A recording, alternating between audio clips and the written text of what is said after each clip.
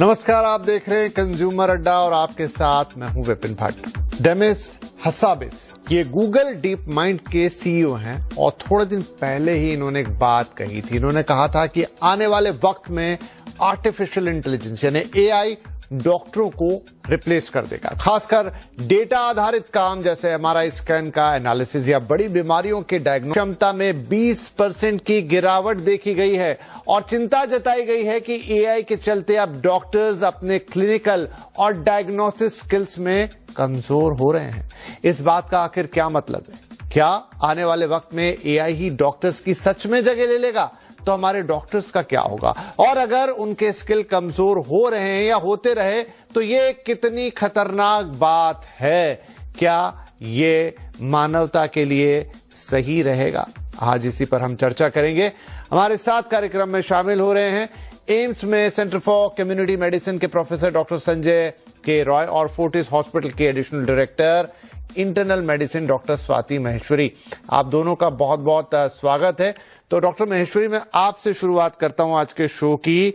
ये रिपोर्ट जो कि बता रही है कि जब से एआई आया है और वो भी लैंसेट में छपी है, डॉक्टर्स के डायग्नोस्टिक स्किल्स में, अन्य स्किल्स में 20% तक की गिरावट देखी गई है।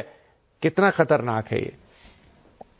देखिए विपिन जी, जब कोई चीज आती है जो कि आपको सहूलियत देती है या आपका समय बचाती है तो ये स्वाभाविक सी बात है कि बहुत सारे लोग उसका इस्तेमाल करने लग जाते हैं और उससे अछूते डॉक्टर्स भी नहीं हैं, क्योंकि बहुत सारी ऐसी चीजें हैं जो शायद वक्त बचाने के चक्कर में या जल्दी डायग्नोसिस हो जाए या शायद इसलिए लोग उसका इस्तेमाल करने लग जाते हैं। पर जैसे आपने कहा, ये बहुत जरूरी है कि हम एआई पे डिपेंडेंट नहीं हो, क्योंकि एज डॉक्टर्स हमारे लिए बहुत सारी चीजें और इम्पोर्टेंट हो जाती हैं। केवल जो पर्चे पे रिपोर्ट्स दिखाई दे रही हैं वही केवल इम्पोर्टेंट नहीं है, या जो व्यक्ति बोल रहा है कि मुझे ये लक्षण हो रहे हैं।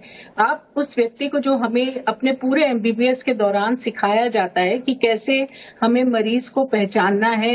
इनफैक्ट हमारे जो टीचर्स एमबीबीएस के टाइम में होते थे वो हमसे ये बोलते थे कि जब मरीज दरवाजे से कदम अंदर रखता है तभी आपकी उस वक्त 50% डायग्नोसिस उसे देख करके ही बन जानी चाहिए कि ये किस तकलीफ से यहाँ आया होगा या इसको क्या है। और बाकी चीजें जब आप उसको एग्जामिन करते हैं, जब आप उसको अच्छे से देखते हैं कि कहाँ कहाँ उसके अंगों में क्या क्या दिक्कत है, क्या क्या परेशानियां हैं, तब आपकी बाकी डायग्नोसिस बननी चाहिए। यानी कि जो मरीज है, जो व्यक्ति है, वो इतना इम्पोर्टेंट फैक्टर है कि उसके जो लक्षण है, उसकी जो फाइंडिंग्स है, उसी के बेसिस पर हम आगे क्या क्या करना है ये डिसाइड करते हैं एज डॉक्टर्स। और बीमारियां वही है। अस्थमा हो सकता है कि 4 लोगों को हो लेकिन उसका प्रेजेंटेशन बहुत अलग हो सकता है। डेंगू भी एक ऐसी, मतलब सारी बीमारियां ही मैं बोलूं, लेकिन मैं इसलिए ऐसे नाम ले रही हूं जो कि लोगों को पहचानने समझने में आसानी हो। डेंगू तक भी ऐसी बीमारी है कि कोई व्यक्ति अगर आता है डेंगू लेकर के तो 4 लोग अगर आ रहे हैं तो उन चारों के लक्षण अलग हो सकते हैं, चारों का प्रेजेंटेशन अलग हो सकता है, चारों के लिए जो हम ट्रीटमेंट स्टेप्स उठाएंगे वो भी अलग हो सकते हैं। इसलिए हर व्यक्ति जो आता है वो अपनी बीमारी के साथ उसकी और क्या समस्याएं जुड़ी हैं, वो किन दवाइयों से एलर्जिक है, वो पहले क्या ट्रीटमेंट ले चुका है, उसके लिवर और गुर्दे की अभी स्थिति क्या है, ये सभी चीजें मिल करके निर्धारित करती हैं किसी एक डॉक्टर के लिए कि ट्रीटमेंट इस व्यक्ति के लिए क्या होना चाहिए और हमें किस नक्शे कदम पर चलना है।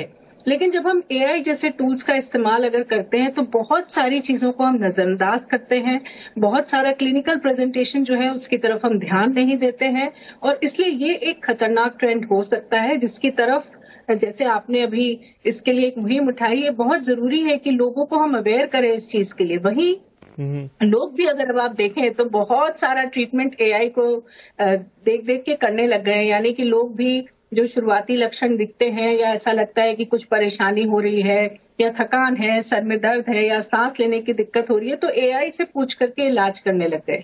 और इससे भी हम लोग अब अपने क्लिनिक्स में देखते हैं कि लोग देर से आते हैं हमारे पास, बहुत सारी चीजें भुगतने के बाद आते हैं, शुरू में नहीं आते हैं ट्रीटमेंट कराने। और अक्सर हम लोगों से ये सुनते हैं कि हमने चैट जीपीटी पे, एआई पे या यहाँ पर देख करके ट्रीटमेंट शुरू कर लिया था। शुरू के कुछ दिन तो हमें लगा कि ठीक हो रहे हैं, लेकिन फिर अब हमारी तबीयत और ज्यादा खराब होने लग गई।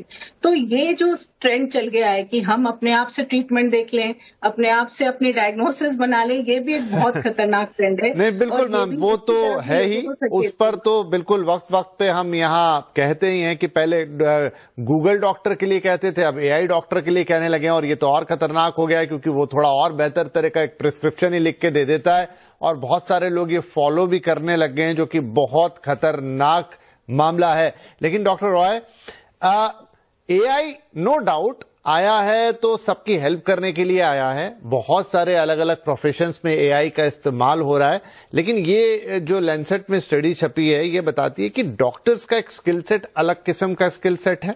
और देखिए, कोई वकील एआई का इस्तेमाल कर ले, कोई गड़बड़ हो जाए, हम लोग कर ले, कोई गड़बड़ हो जाए तो शायद उतनी बड़ी बात नहीं है। इन डॉक्टर एआई का इस्तेमाल करें, उनका स्किल सेट कम हो और कल को ये कन्वर्ट हो किसी फेटालिटी में, किसी के गलत डायग्नोसिस में, किसी के खराब डायग्नोसिस में, किसी की जान पे बनाए, इसलिए ये बात ज्यादा खतरनाक भी है और ज्यादा गौर करने वाली भी है।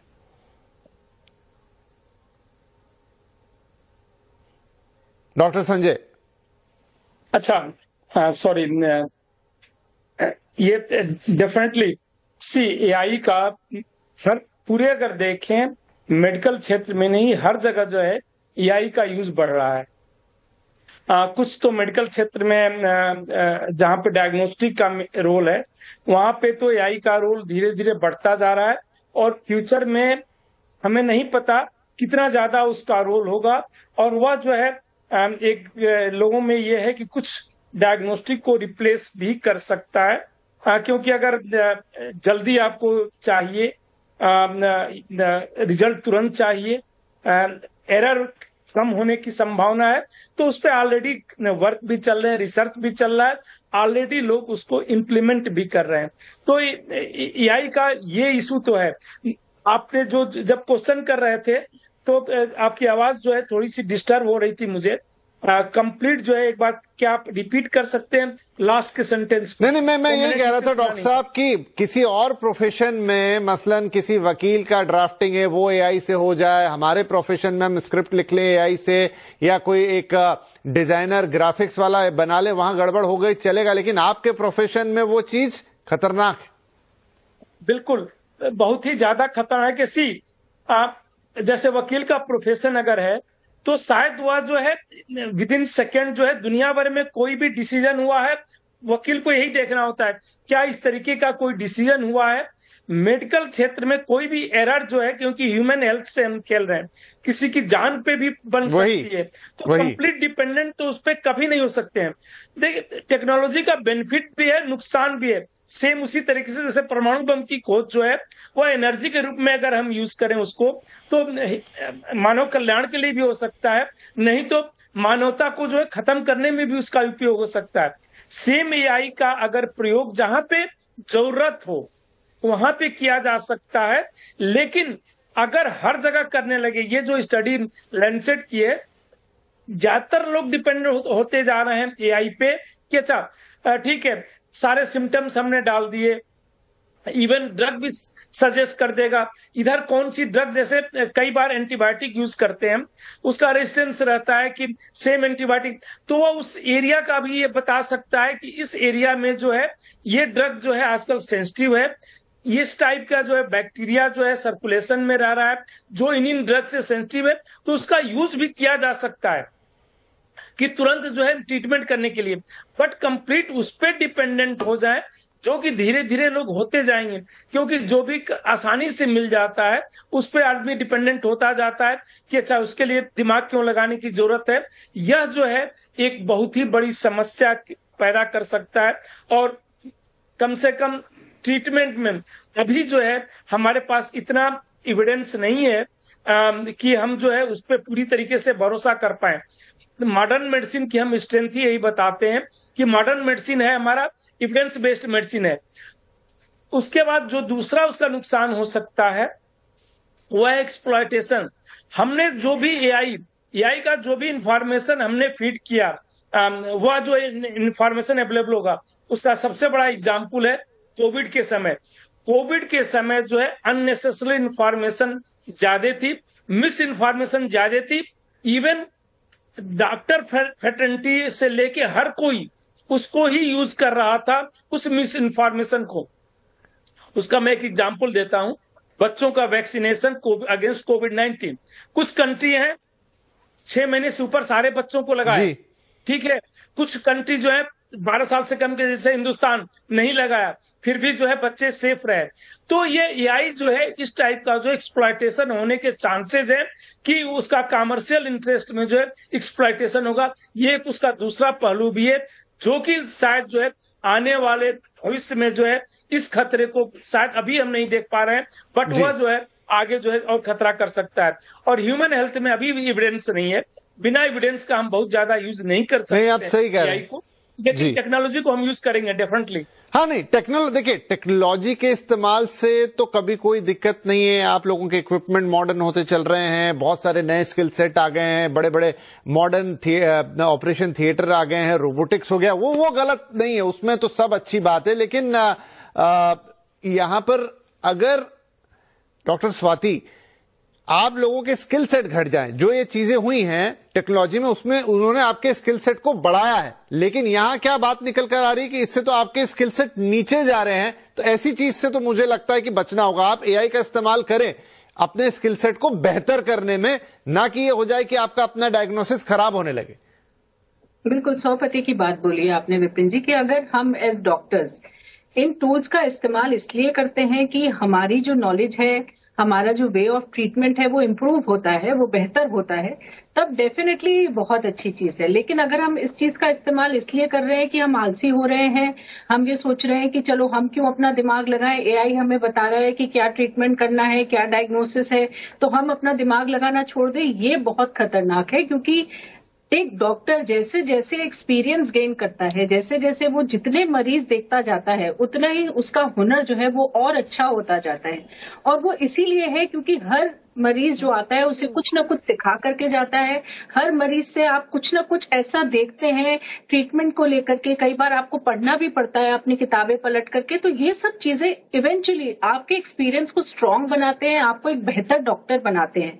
लेकिन अगर हम यही सब एक्सरसाइज नहीं करें, हम यही अगर सोचे कि बस हमें कोई बता दे कि इसमें हमें क्या करना है और हमें अपना दिमाग नहीं लगाना है, तो वो धीरे धीरे हमारे दिमाग को जंक लगाएगा ही लगाएगा। और इसलिए हमें बहुत सोच समझकर इस एआई का इस्तेमाल करना है। देखिए, अगर हमें कहीं मास स्क्रीनिंग करनी है, मान लीजिए पूरे विलेज में हमें ये जानना है कि यहाँ टीबी के कितने मरीज हैं या कैंसर के कितने मरीज हैं, तो इन सब चीजों में एआई का बहुत अच्छा प्रयोग है, क्योंकि कम दाम में, बहुत सस्ते में और बहुत जल्दी आप पूरे विलेज को स्क्रीन कर सकते हैं या देख सकते हैं कि कौन सी बीमारियां फैल रही हैं या नहीं फैल रही हैं। वहीं रिसर्च में भी इसका बहुत अच्छा योगदान है, क्योंकि जो नए नए मॉलिक्यूल्स आ रहे हैं, नई दवाइयां आ रही हैं, नए डायग्नोस्टिक्स आ रहे हैं, ये सब एआई की मदद से बहुत जल्दी आ रहे हैं और बेहतर आ रहे हैं। लेकिन अगर हम ये बात बोले कि हाँ, डॉक्टर्स को अपना ट्रीटमेंट जो है वो भी एआई से देख करके करना चाहिए, तो ये गलत बात है। अगर आप कुछ सीखने के लिए एआई खोल रहे हैं, अगर आप कहीं कंफ्यूज हैं और आपको नहीं समझ आ रहा है कि क्या करना है या आप उसके बारे में और जानकारी लेना चाहते हैं, तब वहां पर बात सही है। लेकिन अगर आप ये सोच रहे हैं कि अगर मेरे दिन भर में 20 या 30 जितने भी मरीज आ रहे हैं उनको मैं एआई से देख करके ट्रीटमेंट लिख दूं और मुझे अपना दिमाग खर्च ना करना पड़े, तो ये एक बहुत ही गलत ट्रेंड है। और स्वाति मैम, हाँ जी, आप जो एक और बात बोल रही थी ना, खतरा इसका है कि अगर ये बात लोगों में फैल गई कि डॉक्टर्स ऐसा कर रहे हैं, तो फिर वो डॉक्टर्स के पास जाना छोड़ देंगे, क्योंकि वो एआई तो सबके पास है।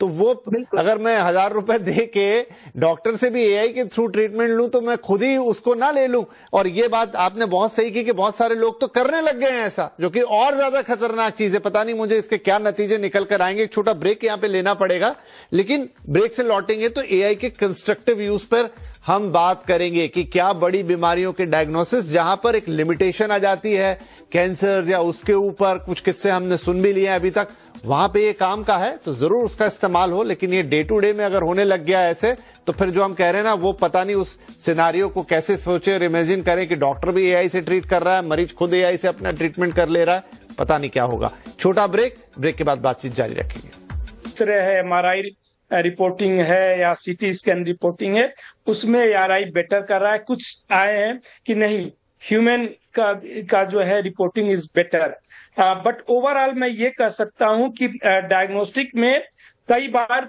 ह्यूमन से कुछ मिस हो जाता है, लेकिन उसको एआई रिप्लेस नहीं कर सकता।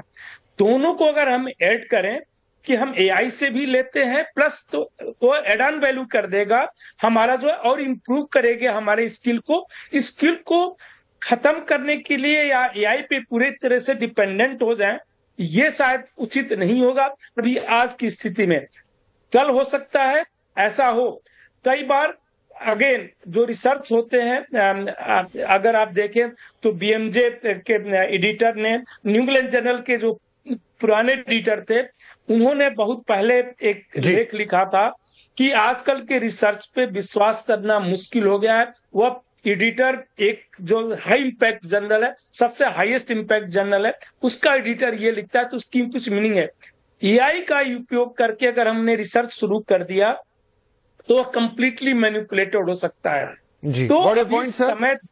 जी, क्योंकि अब समय मेरे पास बिल्कुल समाप्त हो गया है। क्विकली स्वाति जी, तो एआई आपके जो जैसे थोड़ा बहुत रिसर्च वर्क हो गया या डायग्नोस्टिक एक लेवल तक की हो गया, वो तो ठीक है, लेकिन क्या आपको लगता है, क्योंकि बहुत सारे लोगों ने भविष्यवाणी तो कर दी है कि 10 साल में ये 10 साल में वो, क्या ऐसा कभी होगा कि कंप्लीटली रिप्लेस कर देगा?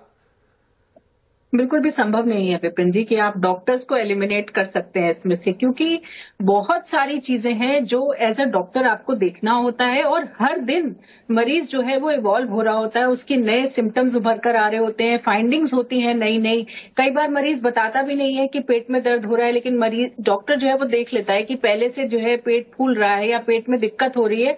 तो आप एक डॉक्टर को कहीं भी से भी इस चीज के लिए रिप्लेस नहीं कर सकते हैं, क्योंकि आप एक ह्यूमन लाइफ की बात कर रहे हैं, आप एक ह्यूमन बॉडी की बात कर रहे हैं, जो कि हर व्यक्ति की अलग है और रोज चेंज हो रही है।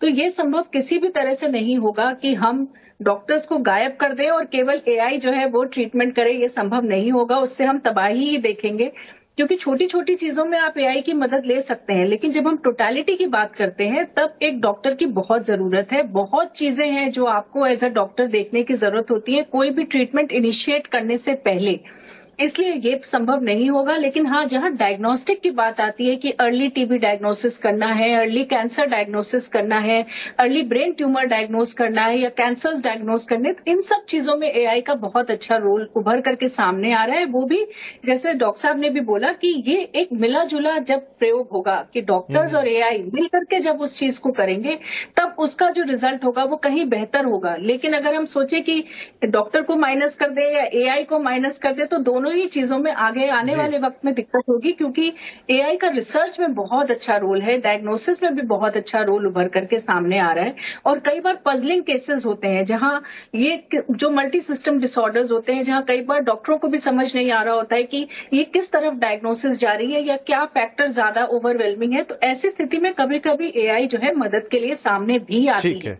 तो गॉट योर पॉइंट मैम, समझना राइट कि एक बात तो है, भले ही वो चाहे डेमिस हसाबिस बोलें या बिल गेट्स बोलें, थोड़े से ज्यादा ऑप्टिमिस्टिक लगते हैं जब ये कहते हैं कि एक दिन 100% रिप्लेस हो जाएंगे डॉक्टर विद एआई। वो ह्यूमन टच निकल पाना ऐसा तो नहीं लगता। आने वाले वक्त में खैर चीजें देखनी होगी। और दूसरा, हाँ, एआई के इस्तेमाल से बेटर डायग्नोसिस, क्विक डायग्नोसिस, जहां बहुत जटिल मामले हैं वहां वो आपकी मदद करेगा, लेकिन एक डॉक्टर को तो उसको ओवरसी करना ही पड़ेगा कम से कम। अभी तो ये सिचुएशन है और आने वाले वक्त में भी हमें ऐसी लग रही है। और एट ऑल कंक्लूजन, प्लीज खुद एआई डॉक्टर मत बनिएगा। जो मैम ने भी कहा, सर ने भी कहा, वो तो और घातक सिचुएशन हो जाएगी। तो फिलहाल डॉक्टर स्वाति, प्रोफेसर रॉय, आप दोनों का बहुत शुक्रिया। और ये एक इवॉल्विंग डिबेट है, आगे और भी ऐसी रिसर्च आती रहेंगी और उस पर हम बातचीत करेंगे। फिलहाल के लिए धन्यवाद, नमस्कार।